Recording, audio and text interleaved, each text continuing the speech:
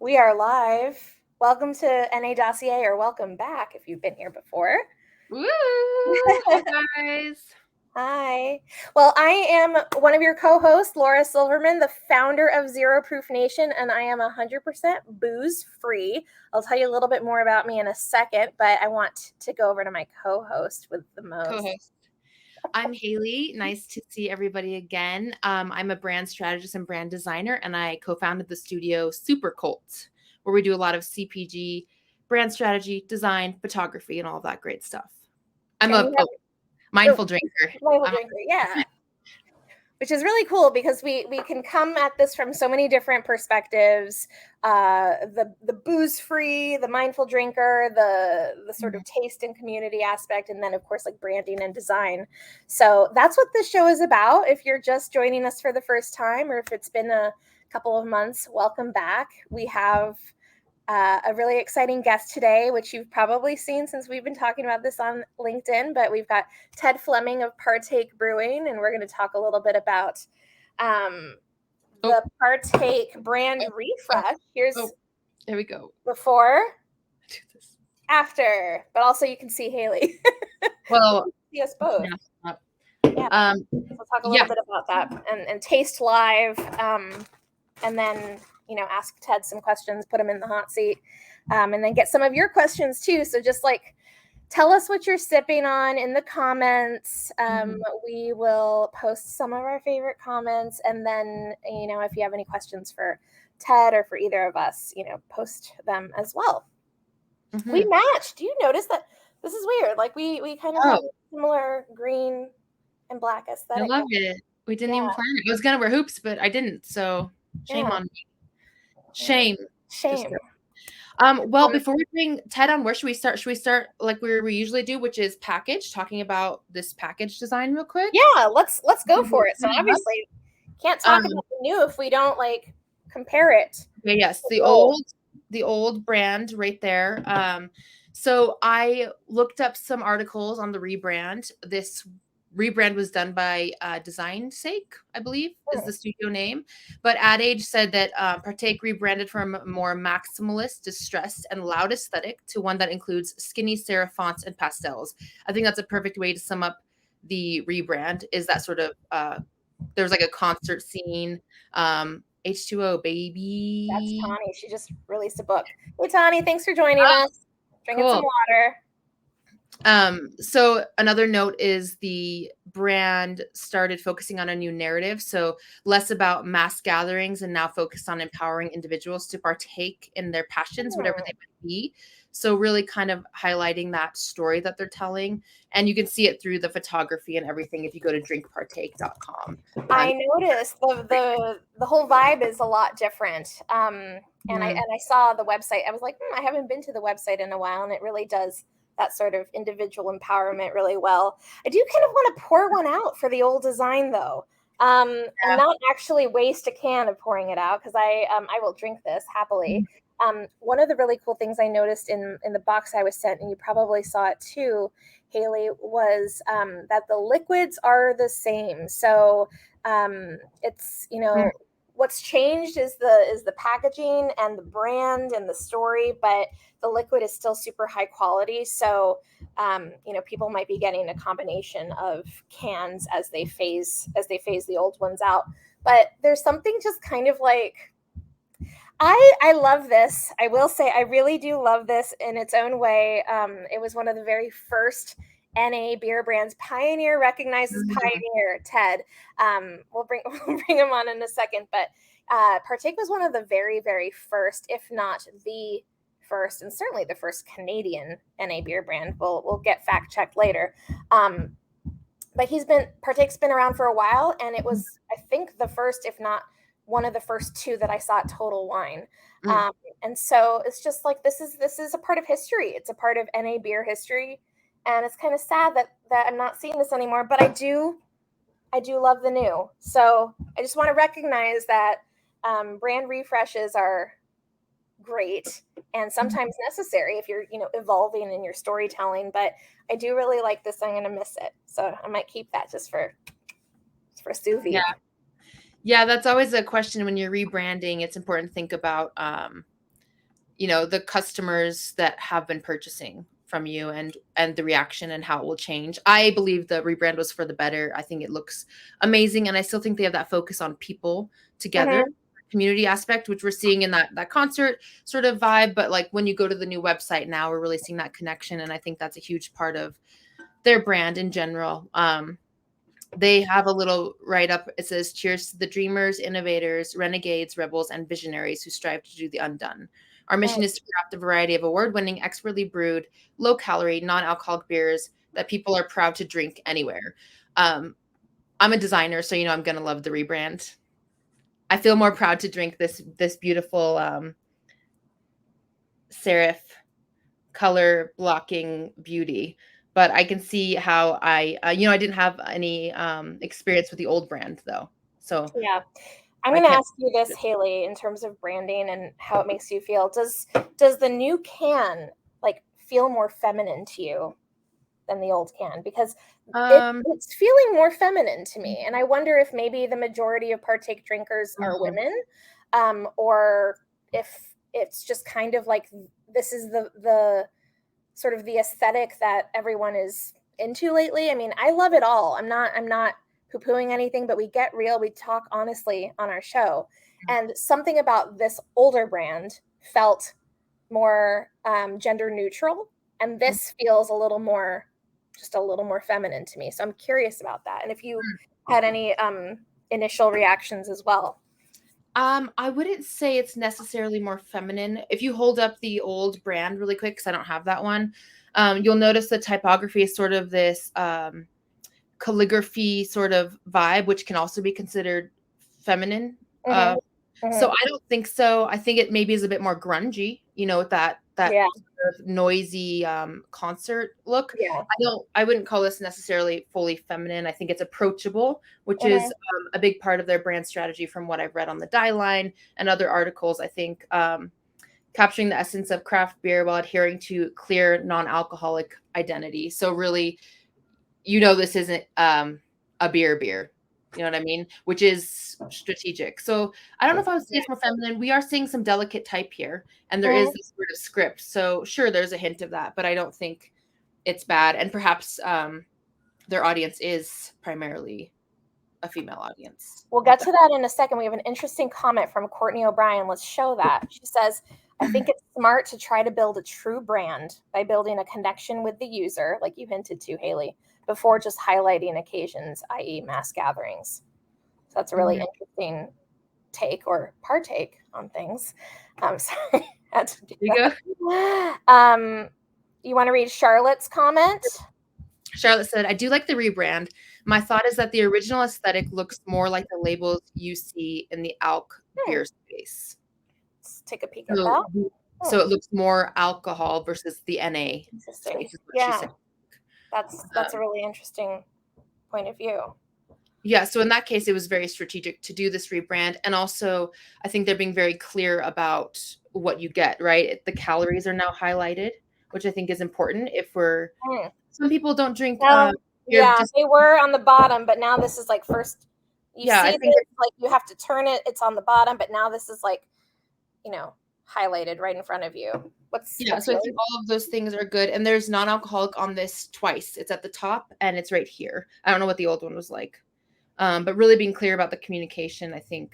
That's a good point, because the old one said malt beverage. Now, there are some labeling things with FDA when it's non-alcoholic, like how you can label things. So this says non-alcoholic brew, which I like. Malt beverage can be confusing for people that may not be in the know, but that's kind of one of the other sort of indicators that it's an NA beer. I will say that I've always loved that Partake is two things. One is it's always low in calories. So it's not just like you're drinking a light beer, but like every single one of their brews is lighter. And then also, like, can we just talk about the name for a second? It's the best. Like, Partake. You get to partake. It's a great name. It's so fantastic. Like, it just makes sense from the get-go. Well, and we talk a lot about how NA brands really invite everybody into different like parties or whatever. Like you can go to a party and you can partake in drinking Mhm. with everybody without actually drinking alcohol. So yeah, I do love the name, and it's about more than just drinking of this. It's about that story they're telling too, which I Yeah. think is really great. Shall we open one? Which Yeah, one are you let's going pop to and open? open. You know, one of my favorite sounds, although this could be dangerous in front of a Yeah, we laptop, know but it's like that that. from experience. Ah, love it. Carla. Love it. Yeah. Um, Starla. have the peach goza. Each goza. Okay. That's how we say it now. We just learned it's goza. I was saying it like ghost. So I've heard goose before, but that's definitely not it. Okay. So just a little quick background on the goza. These beers typically don't have prominent hop bitterness, flavors, or aroma. The dominant flavors are usually like a lemon sourness, herbal characteristics, and a saltiness. And as I'm reading here, I believe there was a mention of, yeah, sea salt. So this is sort of a summery peach bev. And I had this first at the Great American Beer Fest, where is where I first tried this, and I loved it so Okay. much. So Can you, because on the old can they had, which I thought was pretty clear, tasting notes. So you've got your tasting notes. Whereas here, it does mention some notes, but it's more sort of about like the feeling of it. So mine is the Oktoberfest, a brew fit for autumn. This 30-calorie Oktoberfest brings together German hops with a mix of malts, setting the tone for all your festive fall activities, from lively gatherings to pretzel making, or even accompanying you to brass band practice. I Okay, go it's to basketball cheesy. practice all the time. Yeah, like I go to my polka band practice all the time. Like, duh, that's Yeah, what I'm of course. wearing. Uh, What does yours say? the peach flavor is the appeal of this slightly sweet yet pleasantly tart brew. A hint of coriander and a note of sea salt brings a hit of summer to this 25-calorie stunner. Best enjoyed while you compete in a game of beach volleyball. I can't read today. Reminisce with friends or cool off by the shore. So yeah, it is painting that Okay. picture, that story, which I think is super important for branding to kind of bring in that feeling behind the brand. So I think they Okay. do a good job with that. I just had to Google the difference between a goza and a shandy because I know that gozas have that sourness to them, but apparently shandies are more of just like the sour and or like lemon juice, lime juice, sort of a lemonade and beer combo. Whereas a Yeah. goza apparently adds the salt and the coriander, if Google is correct. So all gozas are sours, but not all sours are gozas. So there you Mm. go. Um, what say you that we bring Ted on? Yes, please. All right, everyone, welcome to the stage of NA Dossier, Ted Fleming. Hey, Thanks for Laura. Hey, Haylee. Great to be here. Hey, thanks for being here with us today. What are you sipping on at home or at the I office? uh, I joined along with Laura with the Oktoberfest. I'm Great. I'm sporting my Colorado State of Craft Beer glass as well. Just in nice. honor of meeting you a few weeks ago, Haylee, in Colorado. Yeah, it was so fun. I went to the Great American Beer Fest, met Ted, and got to walk by all the NA beers in that section. It was so cool. Andy says, I think for NA brands, painting that picture is number one. So the story I think he's talking Yeah, about, we were talking about on the yeah.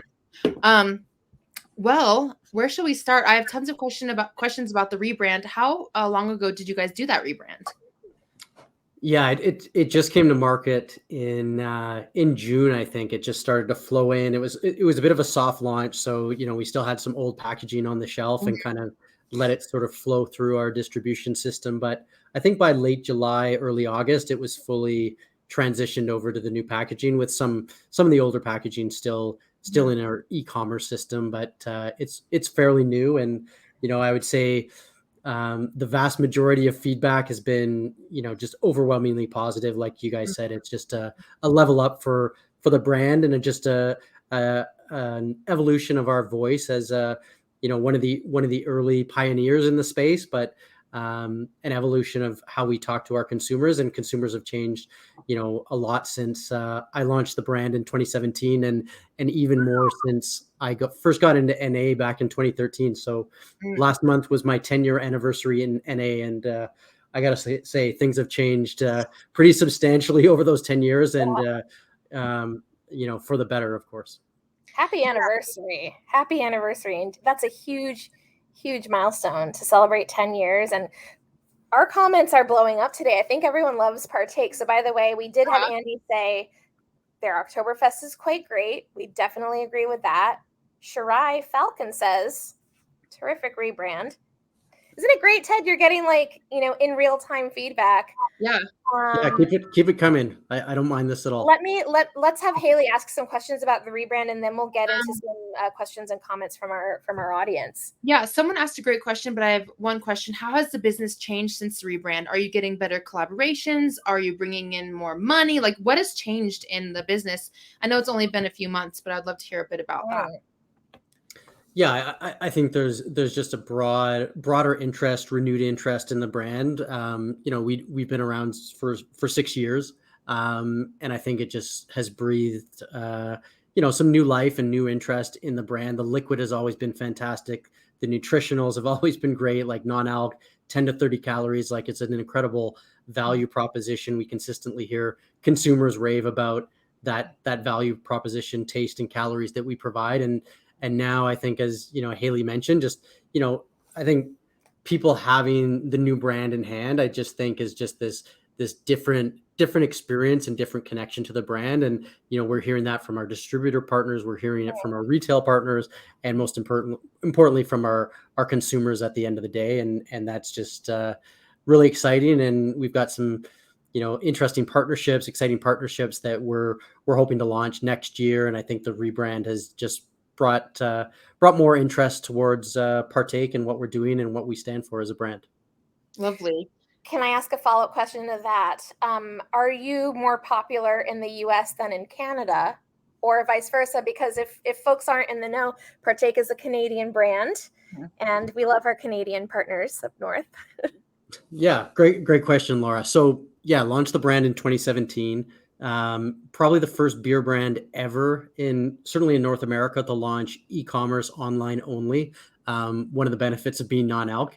So we were first to do that. We grew our business in Canada for the first couple of years, and then started our business in the US in 2019 with Total Wine, who you mentioned previously. And today, our business is still larger in Canada than in the US, but in next year, 2024, we're expecting those two businesses to be on par. And then after that, the US size of our business to be larger than in Canada. Interesting fact, we are the number one non-alc brand in Canada, ahead of some very large global brands, which I think we're the only challenger brand in the world in non-alc beer that can make that claim, which is pretty impressive. Wow. That's really cool. Thanks for the backstory. Ilian had a great question. What things do you think about when going through a rebrand? I know you hired an agency or a design studio to help you, but as far as the founder, he says things like design, cost, customer reaction. Like, what were you thinking about when you were doing this rebrand? Yeah, like all those things come to mind. I think the important thing was just having a brand that really did strong work for us in the retail environment on shelf, was something that people would look at and say, you know what, I'm just going to try that because of the way it looks. The look resonates with me. I feel good with that can in hand. It makes me feel good about my choice, about the beverage, about not drinking, being comfortable in those social situations. I think that was incredibly important to us.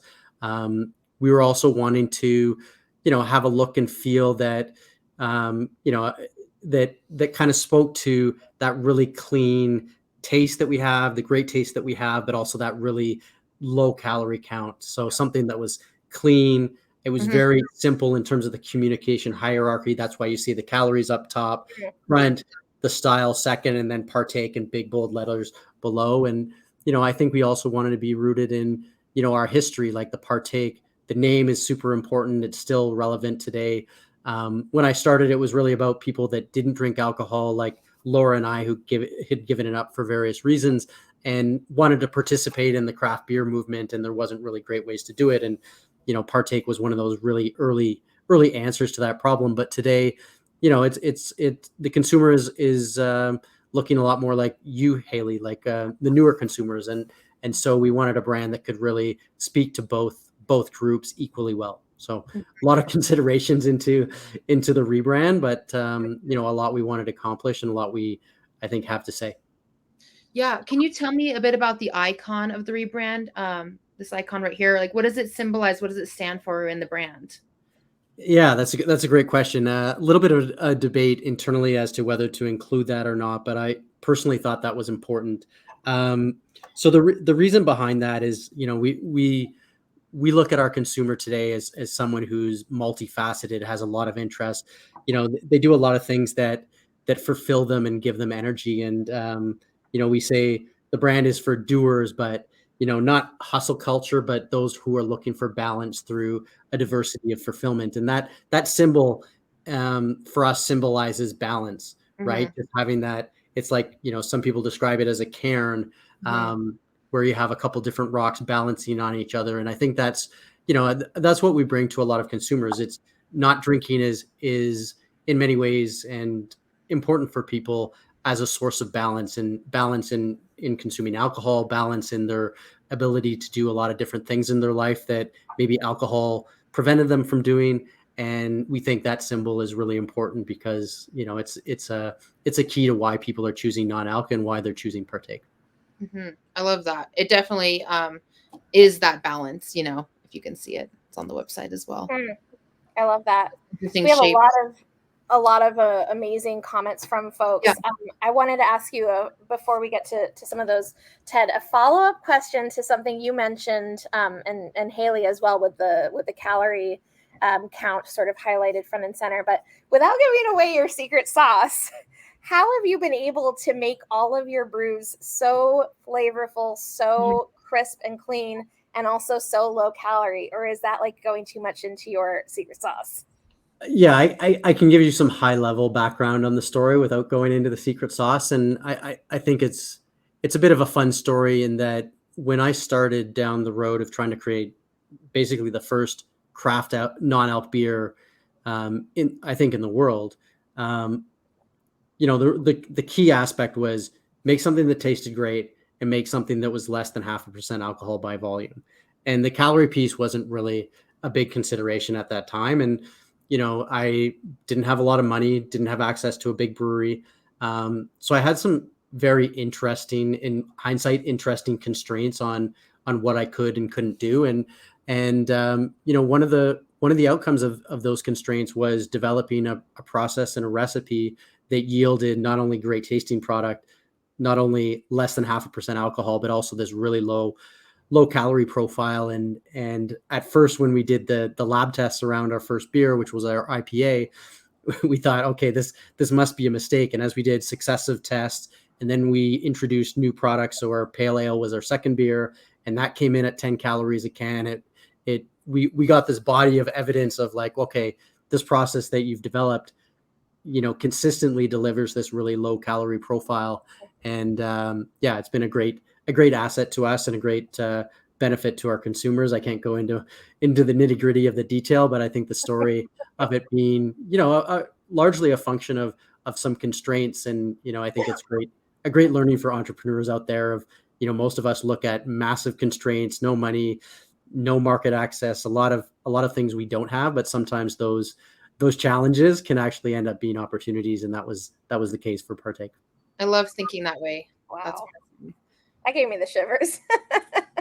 Preach, Ted, on a Tuesday. Yes. All right. Let's should we get some of these questions up? Yeah, let's get some. You want to ask is it Shirai or Shirai? I won't know, but this one is great. Yeah, she asked, will Partake be present in sports arenas in California? Well, that's pretty specific. Yeah. But we would love to be. Definitely, the team is working on that. We don't have anything that's imminent that I can share with you today, but it's something we're working on. And if there's anyone out in the audience today listening that can give us a help with that, we're certainly willing to work with people. We love when our consumers and our fans come to us with opportunities, and love working with them on those types of projects to get our product more accessible and more broadly distributed. Okay. Let's ask Andy's. Andy has a lot of comments. Thank you, Andy, for chiming in. One of his questions is, Would you consider partnering with a mother craft brewery? If so, who? Okay. Okay. I'm not exactly sure what a mother craft brewery is, but I assume that might be an alcoholic brewery. So I'll answer the question with that in mind. So we're looking at various partnerships across different industries. I think today it makes a lot more sense as the consumer, the growth in the consumer of non-alc is flexing between alcohol and non-alc products, and if we can extend our access further with partnerships like that, I think we're definitely open to that. I think one of the great things about this business that I enjoy every day is I know Maybe very well. Yeah, that. I was like, what is a mother? Like the mother No. craft? But I kind of like that. But okay, so Sounds another cool. Mother craft. and then Well, I think the answer works in both cases, but it does. yeah, I think we're really open to finding partners that can move the non-alc movement forward and move accessibility of our types of products forward. I was saying, like, one of the great joys of this business is every day we get feedback from someone who's discovered our product. We've helped them have a better relationship with alcohol. We've helped them lose weight. We've helped them sleep better. We've helped them pursue one of those multifaceted pursuits they have a better relationship with their spouse or with their children, and that's the type of impact that we love hearing about. We see it every day, and partnerships get us there further, faster, and help us extend that impact. And like I said, we're always open for ways to do that. Sounds like there could be some exciting things in the future. I love what Charlotte says. We can read it. We love the SKU count. Seems like more than the average in the NA beer space. And then she adds, hoping the Hefeweizen stays as a non-limited edition. Is the Hefeweizen going to stay, perhaps? Yeah, these are all good questions. I know you've got a follow up here in this. And also, stout. Please think about bringing a stout back, because I love stout, and I was sad to see the dark go away. Yeah, so I think one thing we've done exceptionally well is we've made over 16 styles of non-alc beer. I think all of which have been very good, in fact, great versions of those styles of beer, albeit in non-alc. One of the challenges we have is we don't have retailers that can put 16 Partake SKUs into their retail sets, and so we as a company and as a brand have to focus on a few core SKUs that we put into retail, and we've done that. Those are our IPA, our pale ale, our blonde ale, our hazy IPA, our peach, and then we usually have one SKU that kind of rotates around in that, and that, like, our stout dark was one of them, and that'll rotate into something else. But the other ones we put online, we do it as limited time offers. We try to do those and match those up to sort of seasonal periods. So obviously the Oktoberfest is out right now. We've got some dark beers coming out in the winter time. So trying to match up style to when they are typically popular, and then lighter styles in the summer. So we're going to continue to innovate, launch new things online that are LTOs, that are more seasonal specific, and then stick to our core with retailers. You have a lot of fans here, by the way. Like, this is maybe the most engaged we've had our crowd be. Oh, you know what, Haylee, do you want to get Courtney's second question? This is a good one. That explanation of balance that you're explaining opens up such a big potential beyond just beer, partnerships, etc. Are you thinking beyond beer at the moment? Yeah, totally. We're thinking about partnerships along a few different pillars. I won't talk to them specifically today because they're still in flux with the team for next year. But I think, as you look at some of our creative on, like, our Instagram account, on our website, we're looking to, be a bigger part of various lifestyle communities. I think, again, like, that multifaceted aspect of how consumers are living their lives, and how does non-alc fit into those lives. I think we're trying to be more proactive in communicating how we play a role in various aspects of people's lives. So that's going to broaden out how we partner with organizations and activities as we go forward. Great. Any other questions? This is an active crew, and we love you all. Got a fan club. Total fan club. I'm just kind of scrolling back to see what we have. I do love the Mothercraft company. Well, you know what? I'll pick up on something you guys said in the intro, right, about the whether the rebrand was like overly feminine versus the prior version, and our customer base is really, really interesting as it relates to beer. Like typical beer brand will have 75 to 85 to 90% of their consumers being male.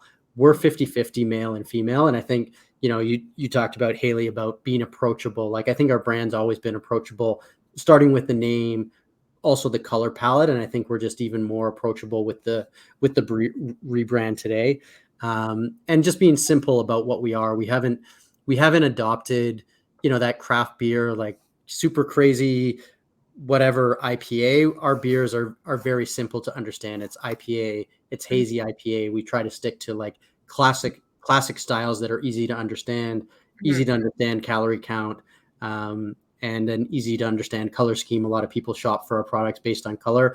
They're like, I like the blue one, or I like the green one. So, we wanted to anchor ourselves in sort of that previous color scheme. Obviously, the shades of the color have changed, but you can still shop. IPA is the green one, pale is the blue one, etc. So smart.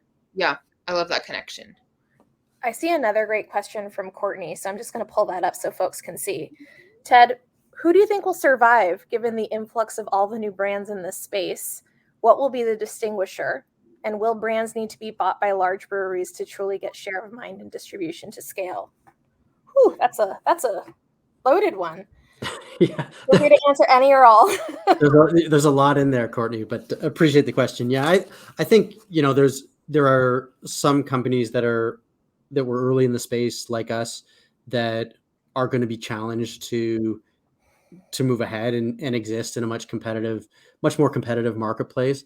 At the same time, I think a lot of the new brands coming in the space have not gone through all the crap and pitfalls and challenges that we've gone through over, for me, 10 years in the space and then 6 years as a brand. I think there's a lot of pitfalls ahead for those brands, and we'll see which ones are able to kind of persevere and get through those. There's a lot of perseverance that needs to happen in any business, and in particular in beverage.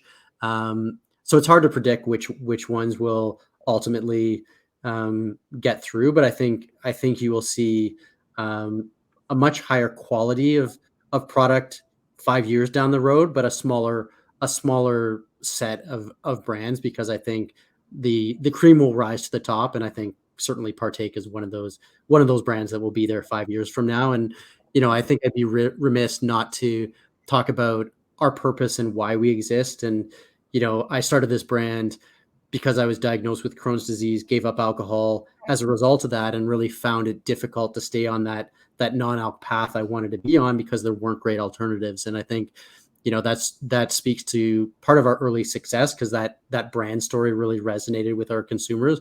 And I think that's sort of the purpose behind our brand that's allowed us to persevere through all the difficulties that come with growing a brand and competing in a very competitive marketplace. So I'm not sure a lot of the new brands have that reason for being that we have. And I think that's a large reason why we'll be here 5 years from now, notwithstanding, a killer product and an outstanding calorie count. Mm-hmm. Mm-hmm. That's great. We have a couple more questions. I have to hop off soon, but I have to stay for these last few because they're so good. Haylee, you wanna take Juliana's question or read it? Since you are Toronto based and I am too, what is your take on the Canadian beverage industry? A general question. Hi, Juliana. Thanks, Juliana. This might be bad news, but I live in Calgary now, but still in Canada, so I can still answer this question quite quite an informed position. Yeah, the Canadian beverage industry in general is hard, right? Like we're in a country that has a low density population. We're spread out. Population centers are in kind of 2 or 3 or 4 different key urban markets. Makes it hard because shipping beverages is it's a heavy product. They're usually low margin, and we've got large distances. Not to mention in Canada, product has a tendency to freeze in the winter, which I learned running my online business in the early days. So lots of challenges in the beverage category in Canada, but lots of opportunity too. I think we're a little bit slower in innovation than in the US. I think a lot of great innovation still is to come into our marketplace, and I think there's opportunities if you are an inspiring entrepreneur out there. I think there's lots of white space out there. Now, whether those concepts can translate from other markets into Canada, it remains to be seen. But a lot of my inspiration in non-alc beer came from Europe and what was going on there, and it's lucky for me, it's translated into a big opportunity in Canada and in the US. So these are also great, and I wish we had like 5 billion hours, but we have some questions from Tawny and Courtney and Charlotte all about non-alc bottle shops. So Tawny's asking, and hi Tawny, congrats on your new book. What do y'all think about the future of NA bottle shops? Will big box stores start carrying more NA, making the specialty shops just a novelty? And sorry about that. Lots of noise in my building. Yeah, that's a great question, Tawny. I have firsthand experience with that. So in 2013, I started the first online bottle shop in North America called premiumnearbeer.com. I was largely importing non-alc beer from Europe, selling it in Canada, trying to sell it in the US as well, although the brands didn't want to work with me from a label perspective. So that was a bit of a challenge. That was ultimately some of the reason why I pivoted into Partake and creating my own product. Was I was seeing retailers pick off some of my best-selling products. So from my own history, I see there being challenges for a lot of bottle shops. I also see there being a long-term potential for them because, retailers won't take, 50 brands. They'll probably start to rationalize their sets and take, the top 10 brands. And so I think there will be a bit of room for the bottle shop, but I think they'll always have to be evolving quite quickly in terms of their product offering. That's a great answer. Do you think it could be? Oops, sorry. Charlotte had another good piggyback where she says that it could be going the way of wine, where bottle shops will be the places where people can get education, personalized recommendations, and maybe some higher end independently owned products. What do you think about that? Yeah, I think there's definitely an opportunity within the bottle shop space for discovery, for unique products, for newer products that haven't built up the reputation or the brand size to work with retail. So, I think it's an important proving ground and innovative ground for new brands. I still worry a little bit about the product quality and food safety with some earlier brands, but that's not really for the bottle shops to police. But I think there's an important place for them in the ecosystem in terms of non-alc, and discovery and education, I think are two key components.